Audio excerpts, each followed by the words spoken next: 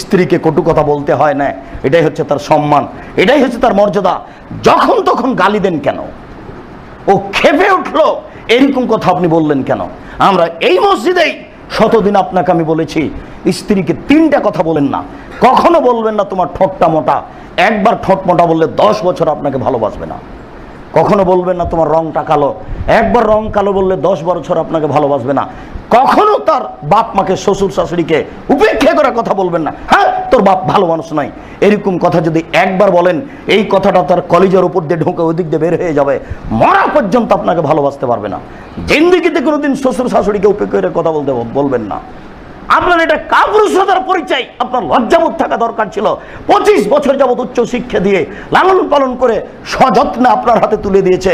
পুরো জীবন আপনি তাকে ভোগ করবেন। এই কারণে আপনি শ্বশুরের উপরে কথা বললেন কেন? কেন তার কাছে আপনি টাকা পয়সা দাবির দেওয়া করেন? কেন আপনি তাকে বলবেন, আপনাকে আমি শতবার বলেছি ভিক্ষা করে খান, ভিক্ষা করে খাওয়া তো অনেক ভালো। শ্বশুরের কাছে টাকা চাইবেন না। টাকা নেবেন কেন? বাপ বেটা ভিক্ষা পান না? যদি দেশে না পান অন্য দেশে চলে যাবেন ভিক্ষা চাইতে। ভিক্ষা করা টাকা দিয়ে ইবাদত কবুল হবে? যৌতুকের টাকা দিয়ে চাউল কিনে ভাত খেয়ে ইবাদত কবুল হবে না। শ্বশুরের কাছে যৌতুক চান কেন? শ্বশুর যেই মর্যাদার মানুষ, তাকে সে মর্যাদা দেন, তাহলে আপনি তাকে মূল্যায়ন করবেন, সংসার সুন্দর হবে। জিন্দেগিতে কখনো স্ত্রীকে কটু কথা বলবেন না। দিন দিন রাত রাত স্বামী টিভি নিয়ে বসে থাকে, রাত 12টার সময় আসে, অন্যের সাথে মোবাইলে গল্প করে, অঝর নয়নে স্ত্রীর চোখের পানি ঝরে। আমি আছি তবু আরেকজন পুরুষের সাথে কথা বলে। এটা কেমনে হয়? সে সহ্য করতে পারে না। তাকে দিনের উপরে সহযোগিতা করতে হবে। দুঃখিত, আমি আপনার সাথে আছি, সার্বিক সুবিধার জন্য আমি প্রস্তুত।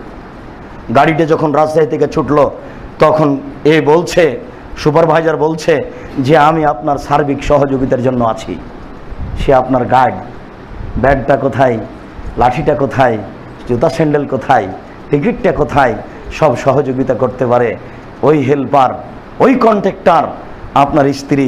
আপনার পূর্ণ সহযোগে আপনার জীবনের জন্য আল্লাহ বলেছেন, আপনি কেন এইভাবে ভুল পথে চলছেন? আমি প্রস্তুত রয়েছি আপনার সেবার জন্য।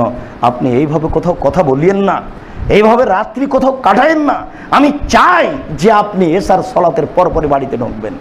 কি করা লাগবে বলেন আপনি, আপনার সব কিছু করার জন্য আমি প্রস্তুত। এই প্রতিভা, এই ক্ষমতা, এই গতি, এই নীতি তার ভিতরে আল্লাহ দিয়েই তাকে সৃষ্টি করেছেন। আপনার ভুলের কারণে সে সব কিছু হারিয়ে ফেলেছে। আপনি তার সাথে দুর্বলভাবে আসলেন কেন? দুর্বলভাবে আসার কারণে সে ধীরে ধীরে ধীরে ধীরে সব হারিয়ে ফেলেছে। আপনি তাকে বসে রেখে আরেকজনের সাথে মোবাইলে কথা বলেন কেন? যার কারণে তার মনটা খারাপ হয়ে গেছে। আপনার উপরে সার্বিক সুবিধা এসে নিজে থেকে উঠিয়ে নিয়েছে, আপনাকে ভালোবাসতে পারে না। সম্মানিত মসজিদের মুসাল্লি, রাসূল সাল্লাল্লাহু আলাইহি ওয়াসাল্লাম বললেন, আল ইন্নাল মারাতা ইজা সাল্লাত খামসাহা ওয়া সামাত শাহরাহা ওয়া তাত বালাহা ওয়া হাসানাত ফারজাহা ফালতাদখুল মিনানে বাবিল আবওয়াজ শাহ। একজন মহিলা যদি 4টা কাজ করতে পারে, তাহলে জান্নাতের যে কোনো দরজা দিয়ে সে প্রবেশ করার সুযোগ পাবে। এরকম সুযোগ কিন্তু কোনো পুরুষের জন্য নেই। তার মধ্যে আপনি তার সাথে একজন আছেন।